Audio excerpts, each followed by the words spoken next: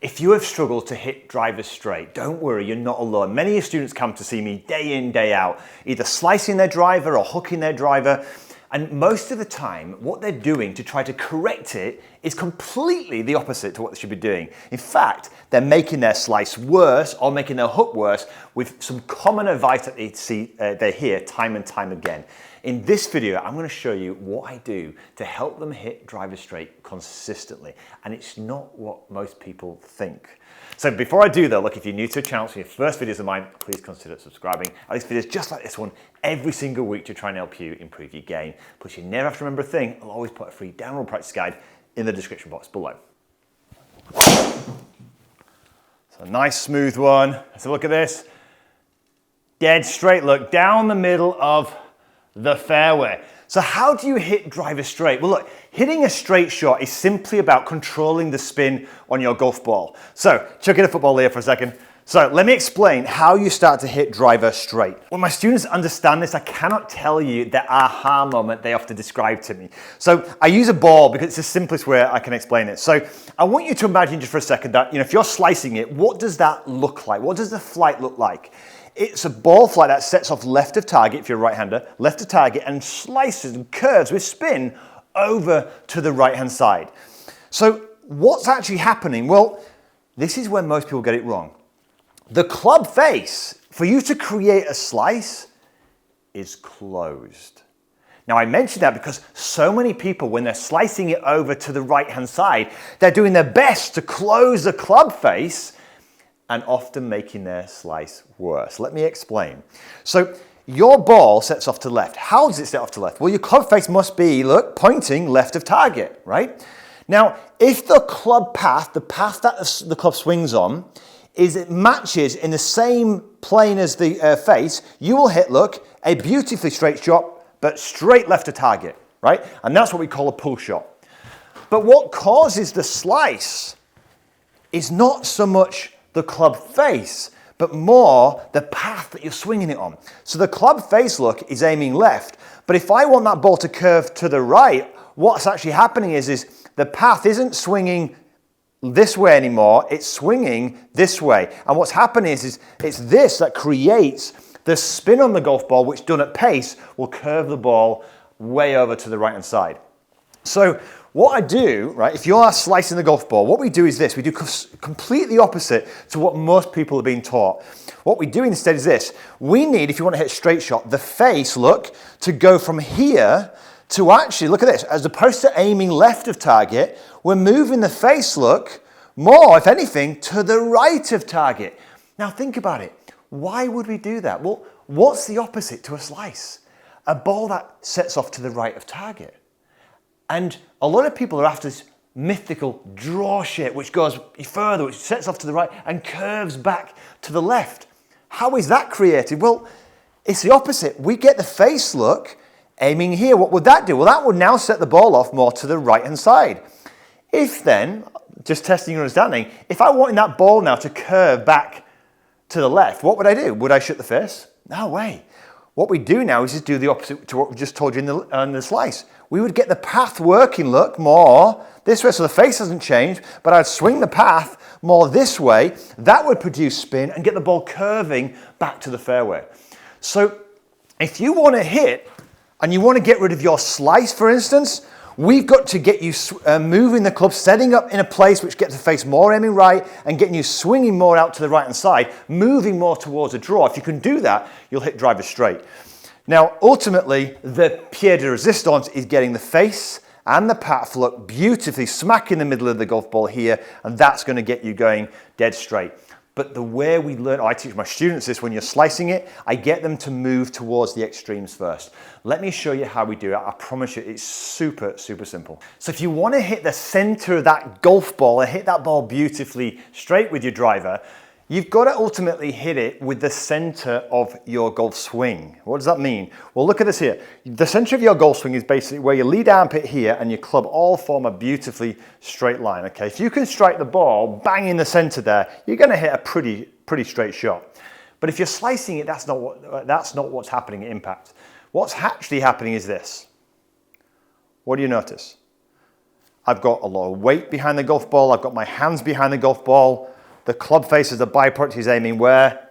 Left to target. What's happening is our center look is too far now behind the golf ball and you hit those slices. So you haven't looked after that center, either at setup or during the golf swing. So what I do with my students first of all is I want to make sure that you've preset the center of your swing like this. The first thing that's super simple is ball position. So many players I find their ball positions are way outside their lead foot or on their toes almost. Well, if this is the center of my golf swing, my ball position is too far forward, look, what am I going to do? The arc's going to come around here. I'm going to catch the ball, look, this way, I'm back into slice. So ball position, look, needs to be on my lead heel, which is basically, look, the center of my swing, right? That's the first thing. The next thing is this. So many players, they've got the handle too far behind at impact. If you've got you too far behind at impact, what's going to happen? Well, you're already shutting the face down because you're trying to probably avoid that kind of slice, which again, look, is actually going to get you what? Swinging more left of target. So we've got ball position. Handle position, make sure inside lead thigh is in the center of your swing. Now this is a real common one. And remember, a lot of these faults that are happening are often because you've got the mindset of avoiding the ball going over here. So we do more and more of this, aim more this way, hands more this way, and we're desperately trying to swing and avoid that, which creates more and more of your slice. So once you've got the ball position there, handle position there, I may even, look at this, I may even move a little bit of weight favoring this foot. Why would I want more weight? Well, at impact, if we've got a lot more weight over on our front foot at impact, what are we likely to do? We're likely to hit more this side of the golf ball, which is moving towards what? Draw shapes, the opposite to what? If your weight is, look, back here. That makes sense. So it's really, really important that you get the setup right to give yourself the best opportunity to hit driver straight. If your setup's wrong, it's so hard to hit driver straight. It really, really is. So once your setup's right, there's just one final thing. Get the handle raised a little bit here. A lot of people who are slicing it, when they're coming into impact, they have a lot of kind of what we call cupping in the wrist here. So I like to get my students, if they're slicing it, just raising that handle. Again, it helps the club come much more this side of the golf ball here, moving towards more of a draw type of shot, whereas look, if we have too much cupping here, the club's coming steep and across the line of the golf ball. So once you've got set up, that's stage one done. There's a swing thing I'm going to go into in a second, but I would get my students, I want you to do the same, get used to this, build it maybe into a routine. Look, get the club here, opposite lead heel, turned out a little bit here, then make a step away from the target. Once your ball position's in place here, what we're then going to do is make sure the handle's in place, make sure maybe you've got a little bit of weight, just favoring that lead side here, raise the handle, and then just start hitting a few shots from this probably feels quite a strange position. One thing I would say is take out of your mind trying to stop slicing. If anything, imagine trying to set the ball off more and more to the right-hand side. It's often your avoidance of that causes the problems, as I said, right? So start with setup, and then we'll work on to one in-swing thing, which really is a game changer for my students. So once you've started to kind of get used to that kind of setup position, and you've kind of got a feel for it, just do this one thing in the swing. In fact, I saw a tour player actually practicing this exact same thing. It works for beginners, intermediates, and clearly tour pros. So I don't know about you, but my students love for me to keep things incredibly simple. They don't like to think of lots of things in the golf swing. It just blurs their mind. So what I do is I love to give them visuals to look at, really. So here's a perfect one which works every time, not every time, most of the time. So once you've got into a good setup, and by the way, that is really, really important. It makes the next step so much easier. You can see I've got like tram lines. And what I like about this is it's a lot easier to start hitting the ball straight when you have something quite close in front of you to almost imagine hitting through, almost like a gate, yeah?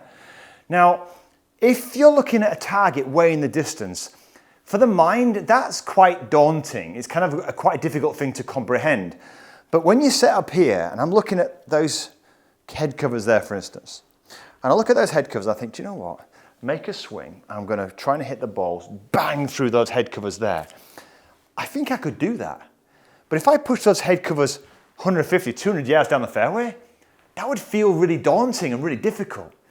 So I don't do that. I give, just a simple visual here, which is maybe 2 feet in front of the golf ball, get themselves set up and make that your goal.